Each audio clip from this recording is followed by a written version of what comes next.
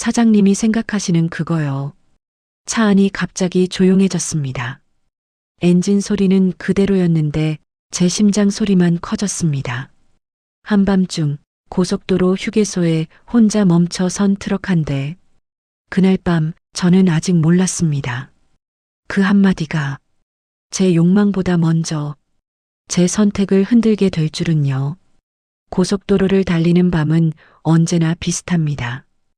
헤드라이트가 아스팔트를 훑고 지나가고 중앙선의 흰 점들이 규칙적으로 사라지죠. 25톤 트럭 엔진 소리가 낮게 울리며 귓속을 채웁니다. 박정호 53세. 화물차 기사 경력 20년. 요즘 제 하루는 단순합니다. 짐을 싣고 달리고 밤이 되면 휴게소 한쪽에 차를 세워 잠을 잡니다. 집은 없습니다.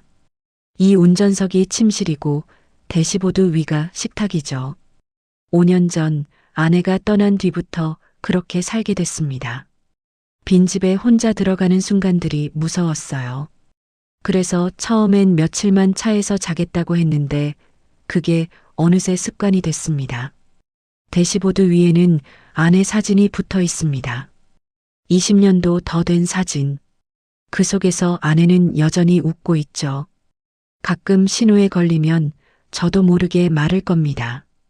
오늘은 여기까지 왔어. 대답은 없습니다. 그래도 말하지 않으면 이 밤이 너무 조용해지거든요. 그날도 평범한 야간 운행이었습니다. 고속도로는 한산했고 라디오에서는 심야 방송이 흘러나오고 있었죠. 그러다 문득 표지판 하나가 눈에 들어왔습니다. 여주 휴게소 OKM. 차를 세우고 시동을 끄자 엔진 소리가 멈췄습니다. 순간 주변이 너무 조용해졌어요. 담배를 꺼내 불을 붙였습니다. 라이터 불빛이 잠깐 차 안을 밝혔다가 사라졌죠. 연기를 들이마시는데 이상했습니다. 이유 없이 숨이 막히고 몸이 먼저 긴장하고 있었습니다. 혼자인데 혼자가 아닌 것 같은 느낌. 그날 밤도 아무 일 없을 거라 생각했습니다. 그때는 몰랐습니다. 그 감각이 그날 밤의 시작이었다는 걸. 의자를 뒤로 젖혔습니다. 눈을 감았지만 잠은 오지 않았어요. 몸은 분명히 피곤한데 정신만 이상하게 깨어 있었습니다. 창문 틈으로 5월 초순의 밤 공기가 들어왔고 그 바람이 얼굴을 스치자 괜히 담배 생각이 났습니다. 방금 피웠는데도 말이죠. 담배를 하나 더 꺼냈다가 잠시 멈췄습니다. 오늘은 이상했습니다. 몸이 자꾸 뭔가를 원했는데 담배도 아니고 커피도 아닌 설명하기 어려운 감각이었어요. 조수석을 봤습니다. 비어 있었습니다. 점퍼 하나만 구겨진 채 놓여 있는 그 자리를 보니 문득 누군가 거기 앉아 있으면 어떨까 하는 생각이 들었습니다. 말은 필요 없었습니다. 숨 쉬는 소리만 들려도 체온이 닿을 수 있는 거리에 사람이 하나 있으면 오늘 밤이 덜 길 것 같았습니다. 룸미러에 비친 제 얼굴을 봤습니다.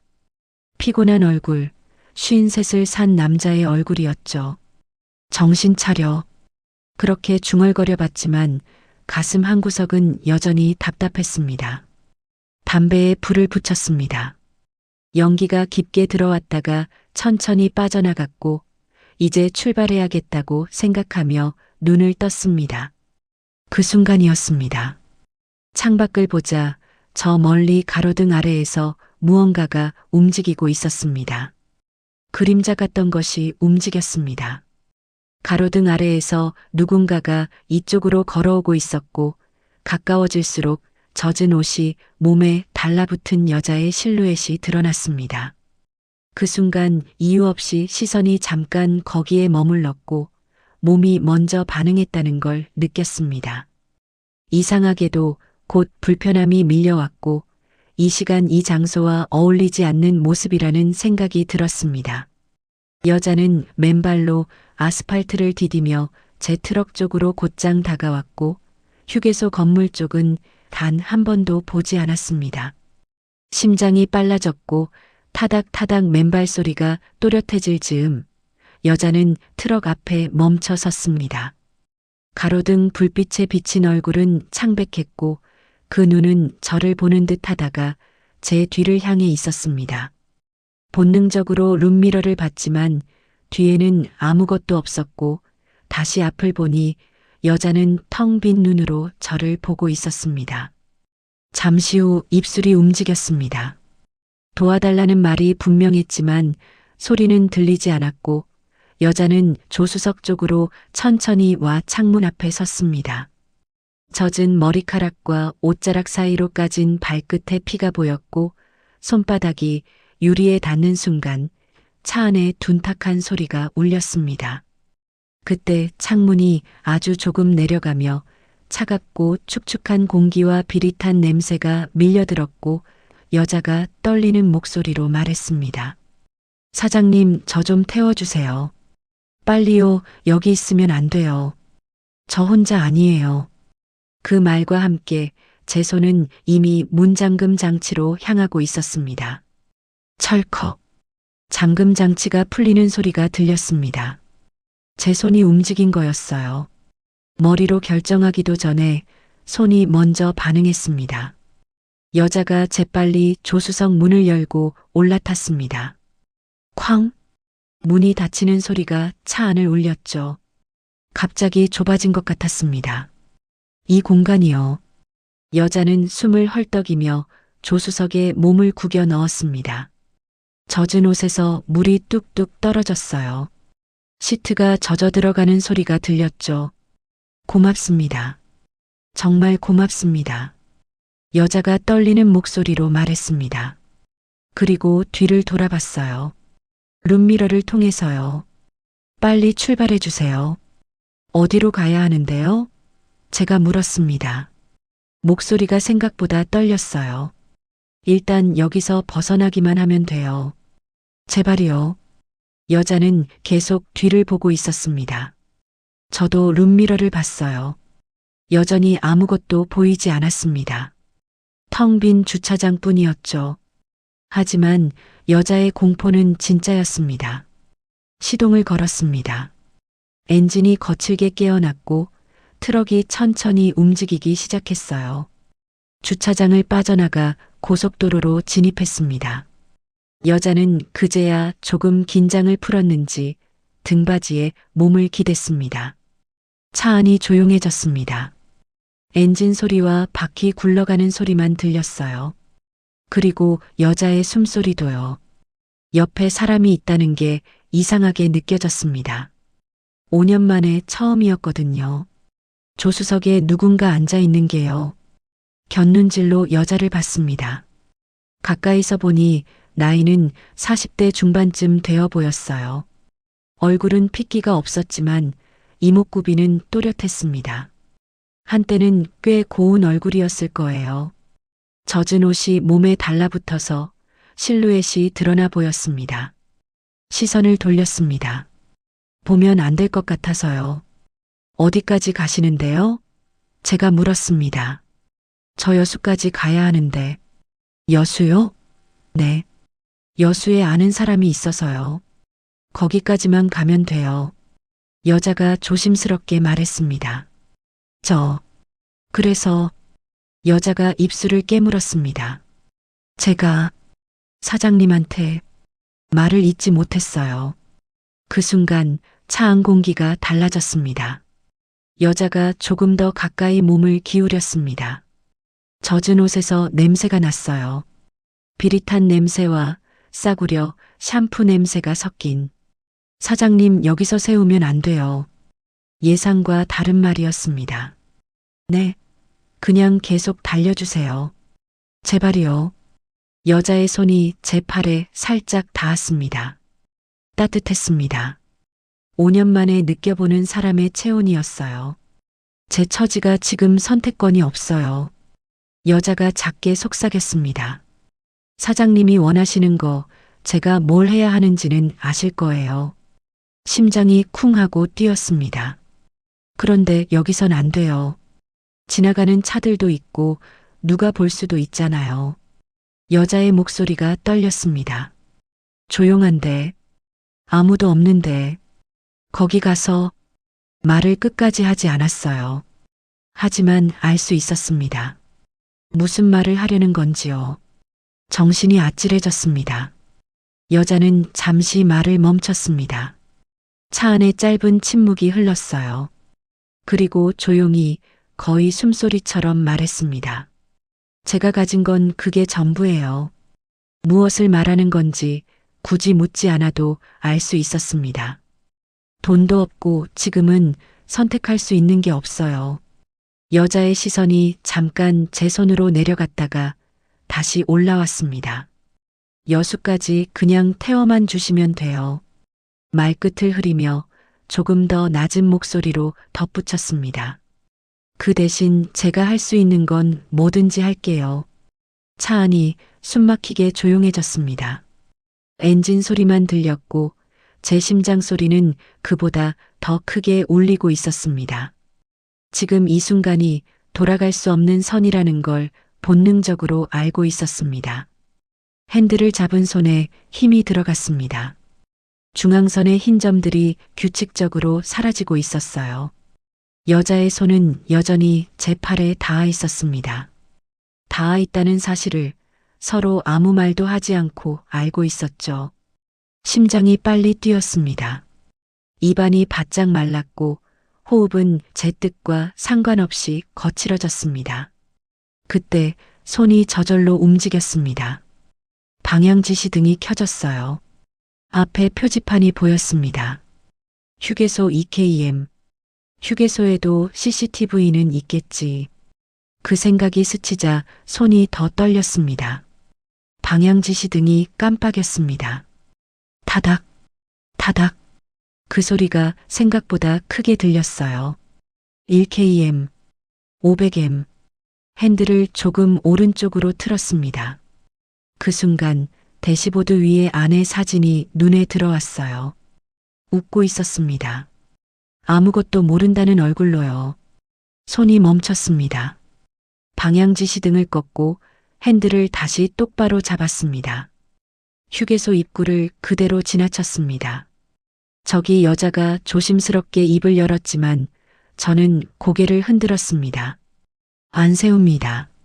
잠시 침묵이 흘렀습니다. 그럼 여자의 말이 끝나기 전에 제가 먼저 말했습니다. 여수까지 그냥 태워드릴게요. 잠깐 숨을 고른 뒤 조금 더 낮은 목소리로 덧붙였습니다. 돈도 필요 없고 아까 말씀하신 것도 하지 마세요. 핸들만 꽉 쥔 채 앞만 보고 달렸습니다. 손바닥엔 어느새 땀이 맺혀 있었습니다. 고맙습니다. 여자의 목소리는 떨리고 있었고 울고 있는 것처럼 들렸습니다. 그렇게 한참을 달렸습니다.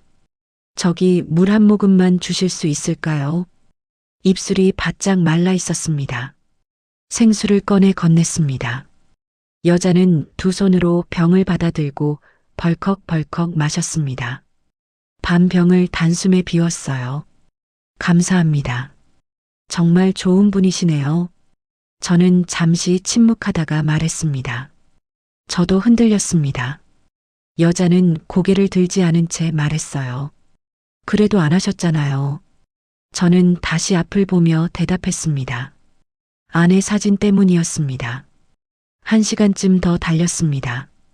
고속도로는 여전히 어두웠고 차 안엔 말이 없었어요. 그때 여자가 작게 숨을 들이켰습니다. 으짧은 신음이었지만 운전석까지 또렷하게 들렸습니다. 왜요? 제가 묻자 여자는 고개를 저었습니다. 괜찮아요. 하지만 얼굴이 일그러져 있었어요. 억지로 참고 있다는 게 보일 정도로요. 어디 다쳤습니까? 잠시 망설이던 여자는 천천히 소매를 걷어 올렸습니다. 순간 숨이 막혔어요. 팔뚝에 멍이 보였습니다. 하나가 아니었습니다. 시퍼런 자국들이 팔 전체에 퍼져 있었어요. 이게 제가 말을 잇지 못하자 여자는 시선을 피했습니다. 넘어져서요. 그건 넘어져서 생길 멍이 아닙니다. 잠깐의 침묵. 여자는 고개를 돌린 채 말했습니다. 남편이에요. 그 한마디에 차 안 공기가 무거워졌습니다. 돈 되는 건 뭐든 손 떼는 사람이에요. 이르면 저한테 와요. 울음이 터졌지만 소리는 거의 나지 않았습니다. 저는 핸들을 더 꽉 잡았습니다. 경찰에는요? 했어요. 근데 소용없어요. 잠시 숨을 고른 뒤 여자는 힘없이 덧붙였습니다. 잡혀갔다 나와도 더 심해져요. 그래서 도망친 거예요. 소매를 다시 내려 멍을 가렸습니다. 여수에 아는 언니가 있어요. 혼자요? 네. 아이 하나 있어요. 잠깐의 침묵 끝에 여자가 말했습니다. 고2 딸이에요. 그 뒤로는 울음도 말도 없었습니다. 차는 계속 달렸고 여자는 소리 없이 울고 있었습니다. 그때였습니다. 지잉, 지잉, 진동 소리가 차 안을 울렸습니다. 여자는 화들짝 놀라며 핸드폰을 집어들었습니다. 화면을 보는 순간 얼굴이 하얗게 질렸어요. 누구예요? 남편이에요. 손이 떨리고 있었습니다. 받지 마세요. 전화벨이 멈췄습니다. 잠깐의 정적. 다시 지잉, 지잉. 여자는 한참을 망설이다가 떨리는 손으로 전화를 받았습니다. 그 순간 차 안에 남자 목소리가 울렸습니다. 야, 윤미경. 낮고 거친 목소리. 너 지금 어디야? 여자는 대답하지 못했습니다. 대답 안 해? 너 지금 어디 있냐고. 눈물이 그대로 흘러내렸습니다. 도망간 거 아니지? 목소리가 점점 날카로워졌어요. 나 지금 경찰에 신고할 거야. 유괴로. 제 심장이 내려앉았습니다. 너 누구 차 탄지도 알아. CCTV에 다 찍혔어. 잠시 멈춘 뒤 남자가 낮게 말했습니다. 트럭 번호까지. 차 안이 완전히 얼어붙었습니다. 그 기사 새끼도 공범이야. 등줄기로 식은땀이 흘렀습니다. 지금 당장 내려. 안 그러면 둘 다 죽어. 뚝. 전화가 끊겼습니다. 엔진 소리만 남았습니다. 시계는 분명 움직이고 있었는데 그 순간만큼은 시간이 멈춘 것 같았습니다. 여자가 저를 봤습니다. 눈이 충혈돼 있었어요. 죄송해요. 목소리가 갈라졌습니다. 저 내릴게요. 순간 귀를 의심했습니다. 지금 어디서요? 괜찮아요. 사장님 피해 가야죠. 여자는 고개를 숙인 채 문손잡이를 잡았습니다. 그 손이 떨리고 있었어요. 안 됩니다. 제 목소리가 생각보다 크게 나왔습니다. 지금 내려서 어딜 가요? 여자는 대답하지 않았습니다. 손은 여전히 문에 닿아 있었어요. 그때 문득 그 말이 떠올랐습니다. 트럭 번호까지 안다. 등골이 서늘해졌어요. 혹시 정말 알고 있는 건 아닐까? 지금 이 차가 어딘지까지도. 일단 진정하세요. 저도 모르게 심호흡을 했습니다. CCTV에 찍혔으면 경찰이 먼저 연락 왔을 겁니다. 여자는 잠시 생각하다가 작게 말했습니다. 그러게요. 협박일 가능성이 큽니다. 그 말을 하면서도 제 자신을 설득하는 느낌이었어요. 여자가 고개를 들었습니다. 정말 괜찮을까요? 그 질문이 제 가슴을 눌렀습니다. 잠깐의 침묵 끝에 제가 말했습니다. 여수까지 갑시다. 여자의 눈에서 눈물이 조용히 흘러내렸습니다. 그 뒤로는 말이 없었습니다. 차는 계속 달렸고 1시간쯤 지났을 때쯤 여자는 잠든 것 같았습니다. 고개를 창문에 기대고 가늘게 숨을 쉬고 있었어요. 실내등을 켰습니다. 잠든 얼굴은 믿기지 않을 만큼 평온해 보였습니다. 그때 목 쪽에 시선이 멈췄습니다. 멍. 옷깃 사이로 보이는 시퍼런 자국. 천천히 시선을 내렸습니다. 젖은 옷 사이로 드러난 피부 곳곳에 멍 자국들이 보였습니다. 어깨, 팔 옆구리까지. 저는 실내등을 껐습니다. 손에 힘이 들어갔어요. 주먹이 저절로 쥐어졌습니다. 미안합니다. 누구에게 한 말인지도 모른 채 작게 중얼거렸습니다. 새벽 4시쯤이었습니다. 앞에 불빛들이 보이기 시작했어요.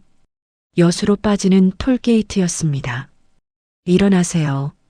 거의 다 왔습니다. 여자는 천천히 눈을 떴습니다. 잠에서 덜 깬 얼굴이었어요.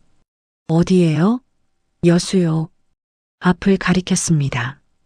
그 순간 톨게이트 앞에 서 있는 경찰차 한 대가 눈에 들어왔습니다. 심장이 쿵 하고 내려앉았습니다. 안 돼요. 신고한 거. 여자의 목소리가 떨렸습니다. 진정하세요. 말은 그렇게 했지만 제 손도 떨리고 있었어요. 제 차례가 됐습니다. 경찰관이 손을 들어 세웠습니다. 브레이크를 밟았습니다. 창문을 내렸어요. 안녕하십니까? 수고하십니다. 면허증 좀 주시겠습니까? 네. 지갑을 꺼냈습니다. 손이 떨리지 않게 애써 힘을 줬어요. 경찰관의 시선이 조수석 쪽으로 잠깐 머물렀습니다. 여자의 젖은 옷을 한번 훑어보듯 지나갔어요. 그 짧은 순간이 몇 분처럼 느껴졌습니다. 옆에 분은 누구십니까? 제가 대답하려는 순간 여자가 먼저 말했습니다. 동생이에요. 목소리는 이상할 만큼 차분했습니다. 오빠 일 도와주러 같이 다니고 있어요. 마치 이런 질문을 수도 없이 받아본 사람처럼요. 신분증 있으세요? 네, 잠깐만요. 주머니를 뒤적였습니다. 하지만 아무것도 나오지 않았어요. 집에 두고 나온 것 같아요. 경찰관의 표정이 잠깐 굳었습니다. 신분증 없이 다니시면 성함이랑 주민번호 말씀해 보세요. 여자가 잠시 말을 멈췄습니다. 그때 뒤에서 무전기 소리가 울렸습니다. 3번. 사고 발생.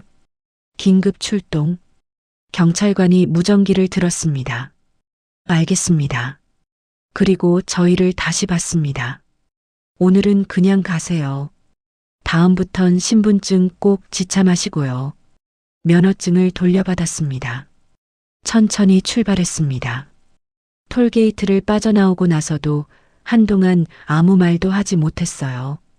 조금 더 달리고 나서야 여자가 숨을 길게 내쉬었습니다. 다행이에요. 저는 고개만 끄덕였습니다. 고속도로 위에는 여전히 트럭들이 흘러가고 있었고 세상은 아무 일도 없었다는 듯 움직이고 있었습니다. 어디로 가면 될까요? 잠시 침묵. 여자가 창밖을 보며 말했습니다. 조용한 쪽이요. 사람들 없는 곳으로요. 그 말이 왜인지 가슴에 걸렸습니다. 저는 말없이 여자의 안내를 따라 핸들을 돌렸습니다. 하늘은 서서히 밝아오고 있었어요. 여수 시내를 조금 벗어난 골목이었습니다. 큰 길에서는 벗어났지만 완전히 외진 곳은 아니었어요. 낮은 건물들이 띄엄띄엄 이어진 이른 아침이면 조용해질 동네. 여기서요. 트럭을 세웠습니다. 여자가 문을 열고 내리기 전에 잠깐 저를 돌아봤어요. 창문 너머로요. 정말 고맙습니다. 눈가가 붉어져 있었습니다. 지갑을 꺼냈습니다. 안에 있던 돈을 전부 꺼냈어요. 10만 원쯤. 이거요. 아니에요. 받으세요. 여자는 잠시 망설이다가 떨리는 손으로 돈을 받았습니다. 꼭 갚을게요. 그럴 필요 없어요. 그냥 잘 사세요. 고개를 깊게 숙여 인사했습니다. 조심해서 가세요. 그리고 경찰에도 다시 한번 이야기해 보세요. 네, 여자는 다시 고개를 숙이고 골목 안쪽으로 걸어갔습니다.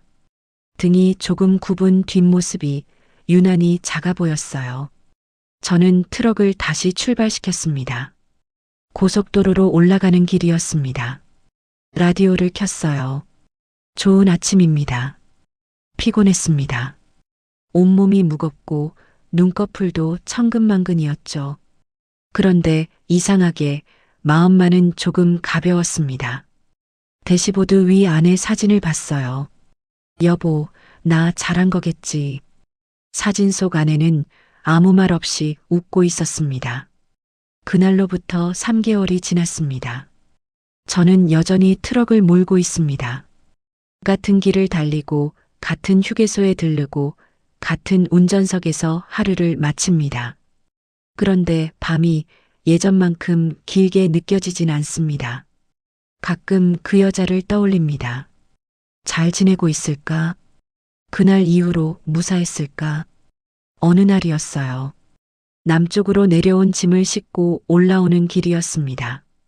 라디오에서 사연을 읽기 시작했습니다. 다음 사연은 여수에 사시는 윤미경 님의 이야기입니다. 순간 귀가 번쩍 뜨였습니다. 3개월 전 제가 가장 힘들 때 저를 도와주신 분이 계십니다. 트럭 기사님이셨어요. 심장이 괜히 빨리 뛰기 시작했습니다. 그분 덕분에 저는 다시 일할 수 있게 됐고 지금은 작은 식당에서 딸과 함께 지내고 있습니다. 눈시울이 뜨거워졌어요. 그분 성함도 얼굴도 잘 몰라요.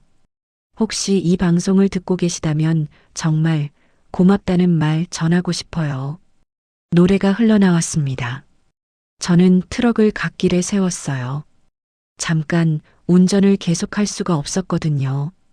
한참을 그렇게 있다가 시동을 다시 걸었습니다. 잘 사세요.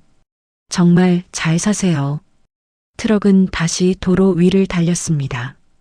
하늘은 맑았고 햇살은 따뜻했어요. 그날 이후로 밤에 잠이 조금 더 잘 옵니다.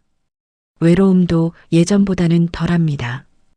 혼자이긴 하지만 완전히 혼자는 아니라는 생각이 들거든요. 어디선가 누군가가 그날 밤의 선택을 기억하고 있을 테니까요. 오늘도 저는 트럭을 몰고 있습니다. 고속도로를 달리다가 가끔 조수석을 봅니다. 여전히 비어 있지만 예전처럼 허전하지는 않습니다. 그날 밤의 기억이 그 자리를 채우고 있으니까요. 트럭은 다시 도로 위를 달렸습니다.